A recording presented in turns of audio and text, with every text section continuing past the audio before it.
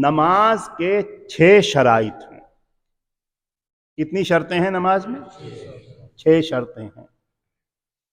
یہ 6 شرطیں مطلب جن کا نماز سے پہلے ادا کرنا لازم ہے۔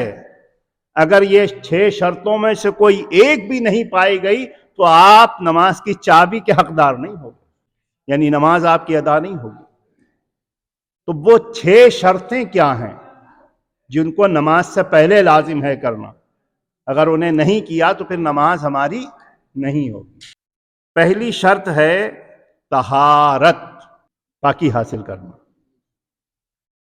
دوسری شرط ہے ستر عورت، یعنی مردوں کے لیے ایک مقدار ہے جسم کی جس کا ڈھانکنا فرض ہے، ناف سے لے کر گھٹنوں کے نیچے تک۔ چلتے چلتے عرض کر دوں، جن کے گھروں میں چاہے ان کے والد ہوں، اولاد ہوں، بھائی ہوں، غور سے سن لیں اور ان تک بات پہنچا دیں، اور اگر آپ کا یہ عمل ہے تو آپ بھی آج سے اسے چھوڑ دیں، ختم کر دیں۔ گھر میں لوگ رہتے ہیں تو گھٹنوں سے اوپر کچھ لوگ نیکر وغیرہ پہنتے ہیں، تو یہ حرام ہے، کیونکہ مرد کے لیے گھٹنوں کے نیچے تک یعنی گھٹنوں سمیت یہ جگہ چھپانا ناف سے لے کے یہ فرض ہے، لازم ہے، اور آپ اگر جان بوجھ کر نہیں کرتے ہیں تو سخت گناہ گار۔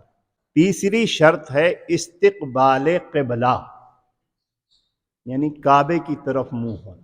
اب یہ کوئی بھی نماز کے اندر آئی ابھی نہیں، یہ سب نماز سے پہلے شرط۔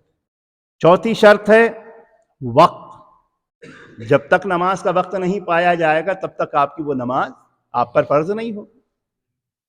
جیسے کہ عشاء ہم پر ابھی فرض ہے، اگر نہیں پڑھی ہے تو الحمدللہ اللہ کا شکر ادا کریں کہ اس نے پھر سے اپنا ہمارے ذمے سے ایک اور فرض کی ادائیگی کی ہمیں توفیق عطا فرمائی اور وہ دور فرمائی۔ لیکن ہم پر فجر جو آنے والی ہے وہ فرض نہیں ہے کہ ہم چاہیں ابھی فجر پڑھ لیں تو وہ ادا نہیں ہوگی۔ کیوں؟ اس لیے کہ شرط ہی نہیں پائی گئی ادائیگی کی، اور ادائیگی کی شرط کیا ہے؟ چوتھی، وقت۔ اور قرآن فرماتا ہے ان الصلاۃ کانت علی المؤمنین کتابا موقوتا،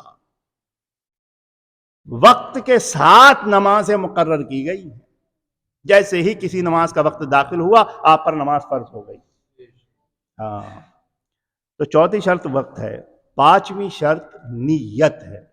کیا ہے؟ ہاں، نیت تو یوں تو دل کے پکے ارادے کا نام نیت ہے، زبان سے کہہ لینا مستحب ہے۔ اب آپ اپنے گھر سے وضو کیا، آپ نے چلے مسجد کی طرف، کیوں چلے؟ کیونکہ نماز ادا کرنے کے لیے چلنا ہے، تو نیت تو ہو گئی۔ جب آپ وضو کے لیے چلے تھے نیت تبھی ہو گئی، کیونکہ وضو کے لیے آپ چلے ہی تھے، کیونکہ عشاء کی اذان ہو گئی تھی، تو نیت تو وہیں سے ہو گئی۔ لیکن اگر زبان سے بھی کہہ لیں تو مستحب ہے۔ تو پانچویں شرط کیا ہوئی؟ نیت۔ اور چھٹی شرط تحریمہ۔ انشاءاللہ العزیز ایک ایک کو تفصیل کے ساتھ بیان کیا جائے گا۔ اب آتے ہیں ہم پہلی شرط پر جو طہارت ہے۔ طہارت کے کیا معنی ہے؟ یعنی 3 چیزوں کا پاک ہونا۔ نمبر 1، نمازی کے جسم کا پاک ہونا۔ اب نمازی کو 2 طرح سے پاکی کی ضرورت ہوتی ہے۔ ایک، اگر اس پر غسل واجب ہے تو وہ تب تک پاک نہیں ہوگا جب تک غسل ادا نہ کر لے۔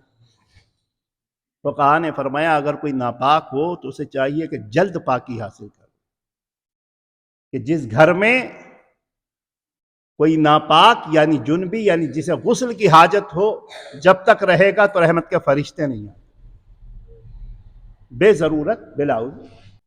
تو پہلے کیا ہے؟ حدث اکبر کہتے ہیں اسے، طہارت کبریٰ، یعنی یہ بڑی ناپاکی ہے۔ کون سی؟ جہاں غسل واجب ہو جائے۔ تو اگر آپ بڑی ناپاکی کا شکار ہو گئے تو پھر آپ کو اس سے پاکی حاصل کرنا یہ کیا ہے؟ لازم ہے۔ دوسرے آپ پاک ہیں، آپ کو غسل کی حاجت نہیں ہے، لیکن بے وضو ہیں، وضو نہیں ہے، تو اب نماز تک آنے کے لیے آپ کو وضو کی ضرورت ہے کہ یہ حدث اصغر کہلاتی ہے، طہارت صغریٰ۔ تو اب آپ نے جب وضو کر لیا تو آپ پھر نماز کی طرف چل دیجیے۔